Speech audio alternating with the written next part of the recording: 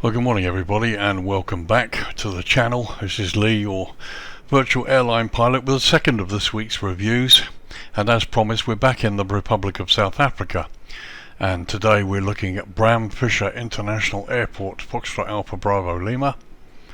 This is a payware version, currently version 3 by my good friend Peter at Kalis Aerial, and this is for both PC and Xbox versions of Flight Simulator 2020. The download is a zip file, 663 megs, and it installs at just over 2.1 gigs. Now it's available from Sim Market and the Marketplace.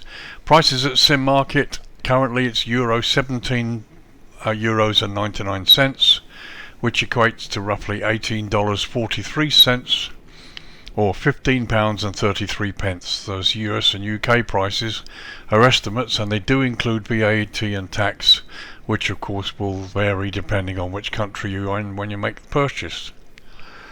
Good news for you guys if you're interested in this product. Currently it's on sale at the Microsoft Marketplace for the price of UK £7.49, which equates to roughly $8.89 or €8.81. Now the Euro and US prices are also estimates, and it's not clear actually from the Microsoft Marketplace if tax VAT is included or not, so I can't say really. But as you can see, those prices are pretty much half price. So if you like this scenery, you can go ahead to the Marketplace and grab it, and you'll get it for essentially half price. Now I spent a little bit of time looking at this scenery before starting this review. I have to say it's loaded with features. There's not a lot of internal work. There's lots and lots of buildings around the airport, as well as the main terminal. You've got hangars, private hangarage, as the military airfield on this side of the airport, which we'll look at later. You can't see in this view. With loads of hangars, a very nice model of a Hercules, and lots of little bits and pieces that really make this airport very realistic indeed. There's a little bit of internal development in the terminal, not the greatest, not a lot, and one or two little anomalies, but essentially this airport has loads of detail. So I mean, if you're going to get it at the Marketplace, it's a steal. It really is a steal. It's a lovely little airport, and again another wonderful South African airport, made in a really beautiful way. So as ever, we'll start with a bit of history. So it's Bram Fischer International Airport, Foxtrot Alpha Bravo Lima. It's the primary airport located in Bloemfontein, which is the capital city of the Free State province of South Africa. The airport was officially named by President Jacob Zuma at an historic event held at the airport on the 13th of December 2012. The airport shares its runways with the South African Air Force Base at Msfs, and you can see that now here in this image. Here on the left side here is the South African Air Force Base, and here's the main international airport. Bloemfontein Airport, like any other airports in South Africa at the time, underwent something like 46 million rand or $2.2 million worth of construction and upgrading in preparation for the 2010 FIFA World Cup.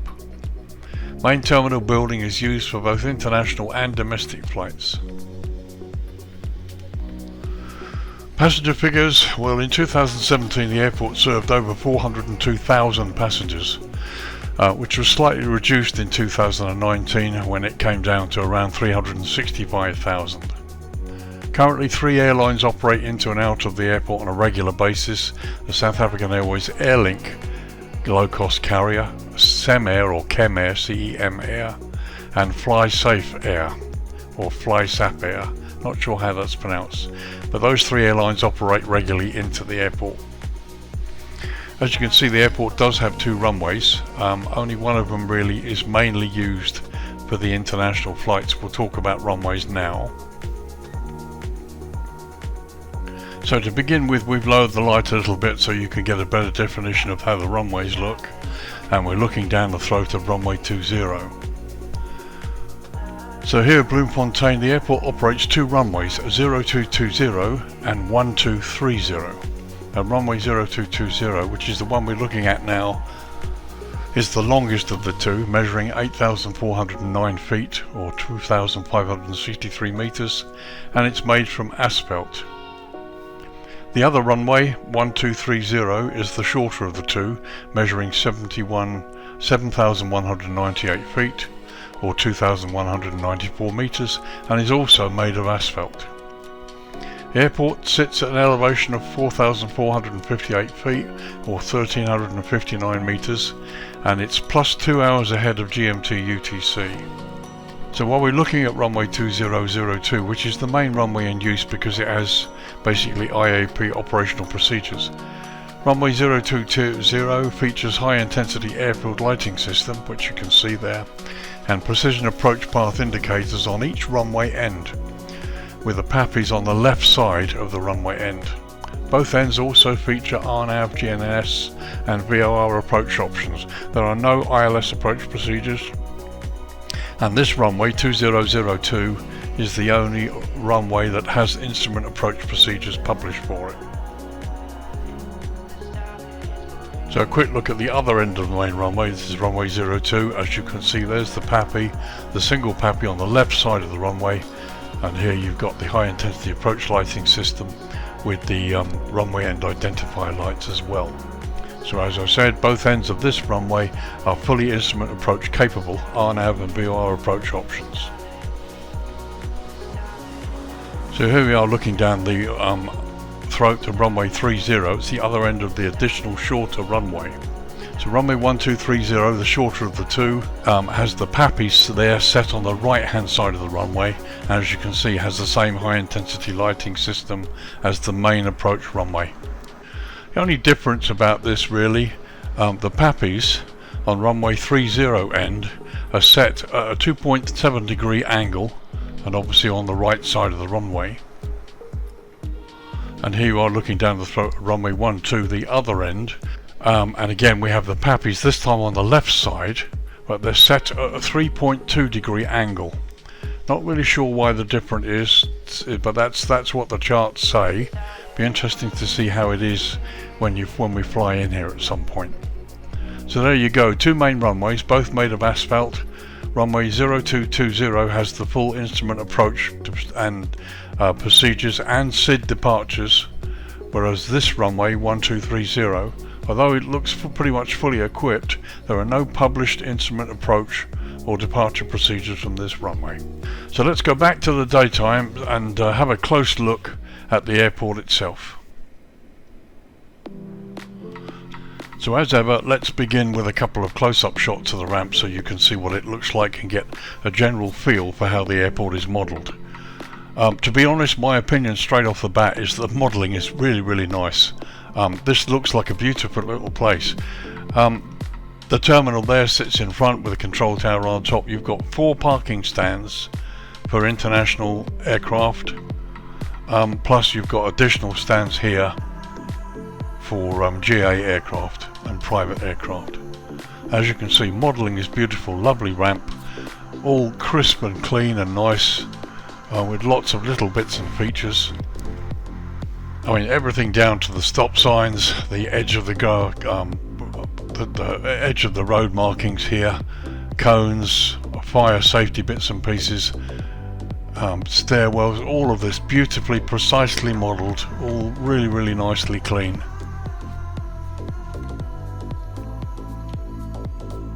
We take a little run over the ramp here.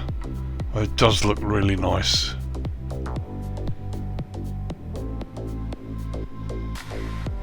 There's the fire station to the left, and here you've got some additional bits and pieces here. There's work going there to the right, and even if we come sort of way off to the airport here, you've got additional hangars, all nicely modelled. No internal development, but they're nicely modelled and they look the part. Again, the fence line is beautifully modelled and clear, as it should be. It's the right height, modelled in the correct way. It's really nicely done here. So it's tracked back the other way towards the landside parts of the airport generally. Just passing over so you can look at the level of detail here. I mean, it's beautiful. So much to see and explore. There's a lot of work gone into this. And although there's not a lot of internal modelling and one or two anomalies, as indeed there are with many airports I've reviewed, this has to be one of the top airports that I've looked at. So here we're coming across the landside part of the terminal where if I just come down, you can see the level of detail in the modelling is wonderful here. Signage, everything's crystal clear. My only criticism here, I think, really, is the choice of static models. They look okay, but they're a bit featureless. And the same is true there of the other ones on the other side. However, it's fine. Really no huge complaints. They're just a bit featureless. Maybe better models in the future. There's the main entrance. As you can see, there is some internal modelling. We'll have a quick look. So there's the inside. Looks really quite nice. The only thing I've discovered really about the modelling here on the terminal is the lack of completion of the walls. Now when you look in from the outside, here you've got this red design on the outside of the building, yet here it looks like it's totally open. So it's like it's not complete. And again there, it looks like part of the roof is missing. It's just a bit of an anomaly. The building doesn't appear to be quite finished. So I think it needs to be complete. I have no complaints about what they've done inside. The level of detail is fine. Recently I had a gentleman comment on my channel on the Phuket scenery, saying what he was sort of wondering what the obsession is with it developing inside the terminal, and he would rather have it not done and the money saved to make the product cheaper. I'm not sure I entirely agree with that. At the end of the day, the simulator now is so good that we have the opportunity of making the scenery as close to real life as possible, so it really gives you the idea like you're flying in there. I mean, okay, you won't see the whole of the inside in the terminal once you land and park up, but when you park up and look out through the cockpit windows, what you hope to see is what you hope to see when you actually, if you are actually going to be doing it in real life. And so the simulator gives us the ability to get really close. So, and as you've seen in some of the other products, internal modelling can be fantastic.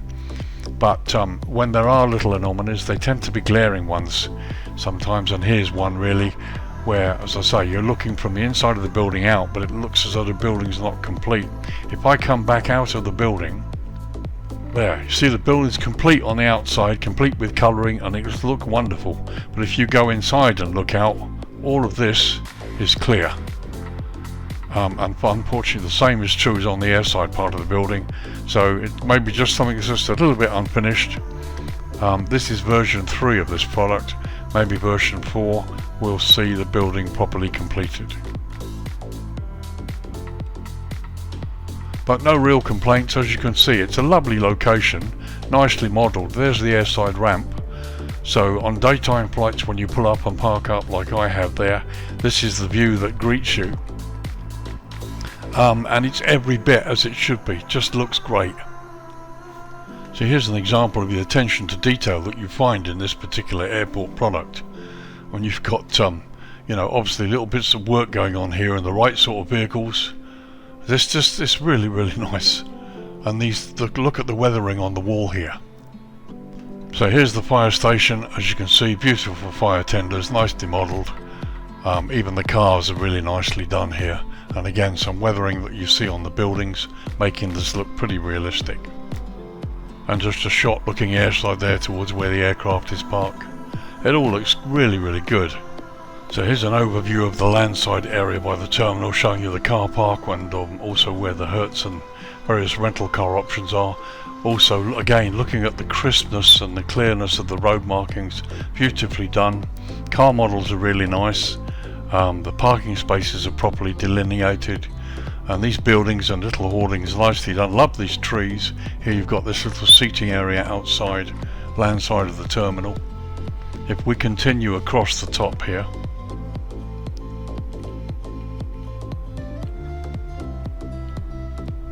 As you can see, outside modelling here is beautiful, even down to the gates there down below, the entry gates. Various vehicles outside here.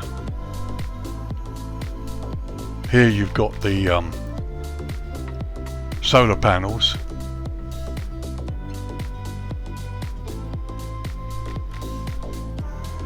And just coming back into the airport here again. I mean, the landside is just nicely developed. It's really, really lovely.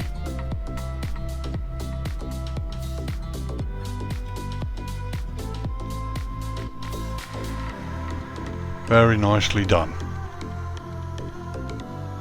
There's one other thing that impressed me here, and that's this coach. You might think that's a bit strange, but let's just get up close. Look, the inside of the coach is fully modelled. There we are looking down the rear. And there we are looking ahead to the front. It's really, really impressive. And that's one of the nicest coach models I've ever seen. Very, very well done. So a quick look at the control tower. There is some internal modelling. There you go, looking out, as you can see, a couple of chairs, some screens, nothing fantastic, it's all pretty basic, but it's been done, so no problem with that. And just a little view out there looking over the ramp from within the tower. And there's the tower view from the airside, looking from airside towards landside. Very nice indeed. So let's move over to the military side of the airfield, and on the way we'll look at some signage. There's the taxiway alpha signage, blue airfield edge lights. So we're coming up on the runway here. Again, blue airfield edge lights down there below us. Centre lines marked. Can't see any green taxiway lights, but we'll have a look in the darkness. But again, plenty of signage along the runway here. Nice, clean, crisp signs and crisp ground markings.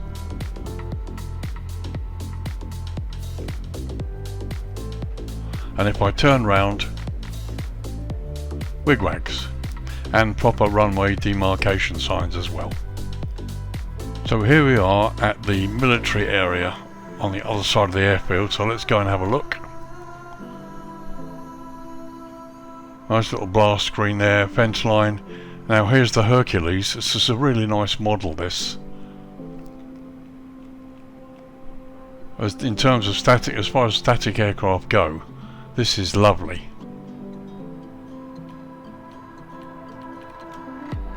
There, beautiful. Everything down to the crispness on the propeller blades. That's a nice aircraft. So let's have a quick scout over the military ramp.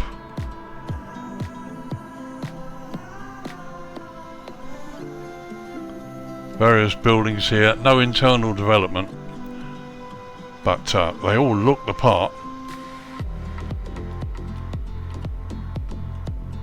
And here's an open hangar with some equipment inside. Looks very, very nice there. And there, as you can see, lots of other hangars. Again, really good, clean, crisp road markings below us here, which look really good. Can't wait to see what this looks like in the darkness hours. But again, despite no internal development, lots of modelling of buildings exteriorly, all done really, really nicely on the outside. They're weathered, and they're nicely modelled. Lots of attention to detail here, which is really, really good. Lots of explorers at this airport, should you choose to.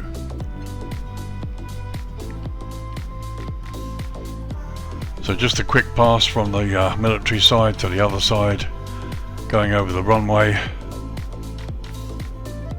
As you can see, it all looks really, really, really nice. Very impressive.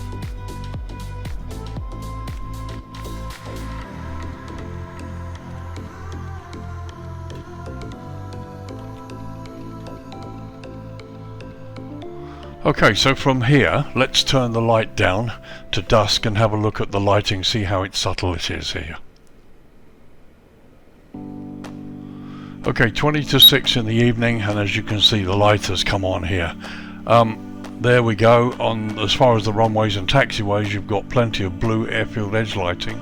You can still just about see the yellow centre lines, and you can see the subtle lighting coming on the terminal there, which looks really fine.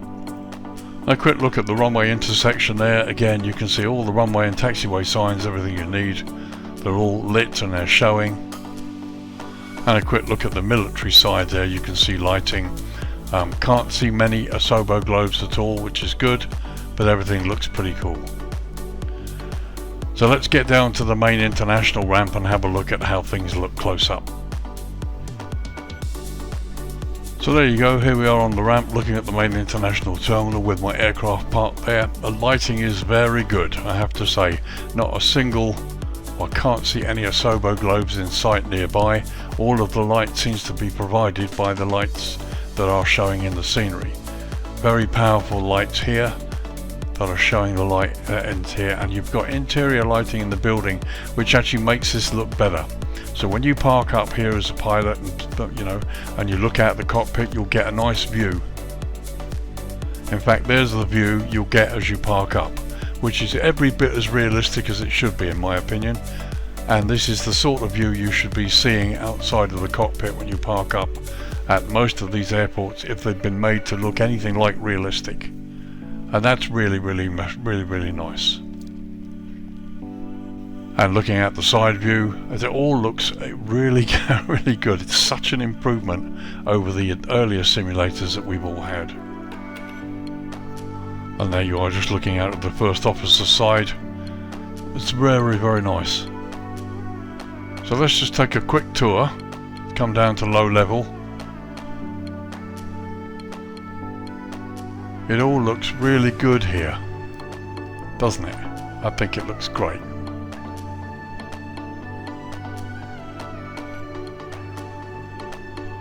Again, lights in the right place, not an Asobo globe in sight. All looks very impressive.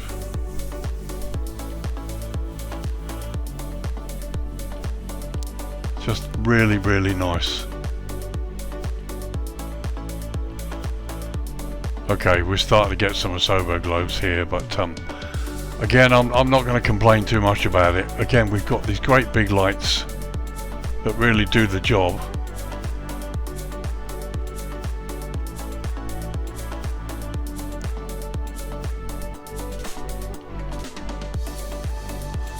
So here we are looking inside the terminal from landside, and now as you see with the lights down we get to see the view probably as it should be.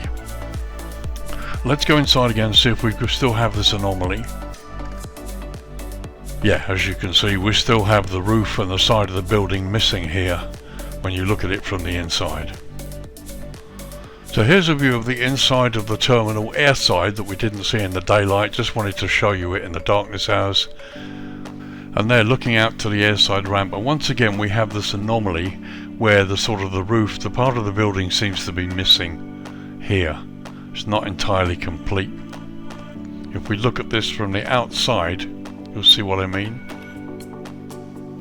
So there's the outside looking in, and here you've got the rest of the building showing.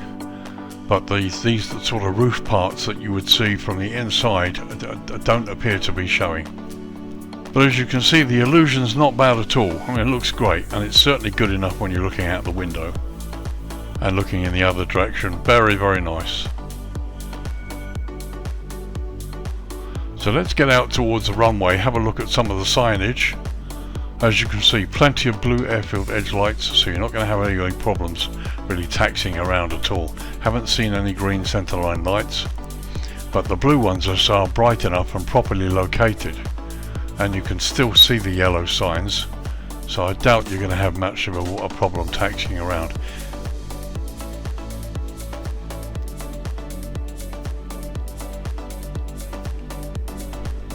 So here we are looking at a runway crossing, and as you can see you've got the wigwags going, which looks really good, and the runway and taxiway signage is crisp and clear as well. And they're looking towards the military side. Again, you can see you've got plenty of these signs, and again you've got wigwags going, and they're on both sides of the runway, I'll tell you as well, so they look good. And finally, there's an overview of the airport as it looks in the dusk hours. So let's turn the darkness right down to night and see how much the brightness comes up. Okay, just after 9 PM local time. Remember, it's July, it's winter in the southern hemisphere, so the darkness comes down pretty quickly. As you can see, the lighting has indeed come up a little bit more. Plenty of lighting on the ramp area, not a problem at all there really. So there we are, a little overview of the ramp from airside. Plenty of light, really not really a problem at all there. So far also, I haven't detected any vehicles going out on the runway, which is good. Let's just go across the building here in the darkness hours and see what's lit and what isn't. As you can see, lighting is really good, it's very nice. Car parks are nicely lit.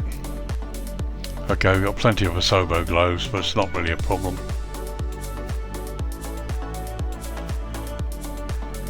And again, coming up towards the landside part of the terminal, lighting is very, very nice.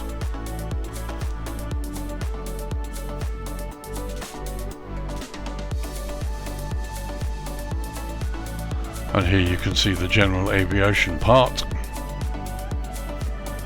Just want to see where this vehicle goes. He's going into the center there. Let's have a look.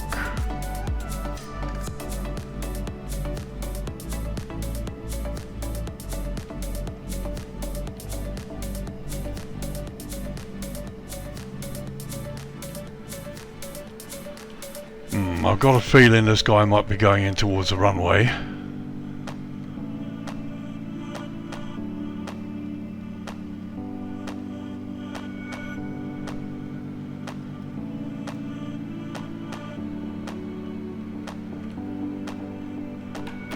It looks like he is. He's stopping short. Let's see.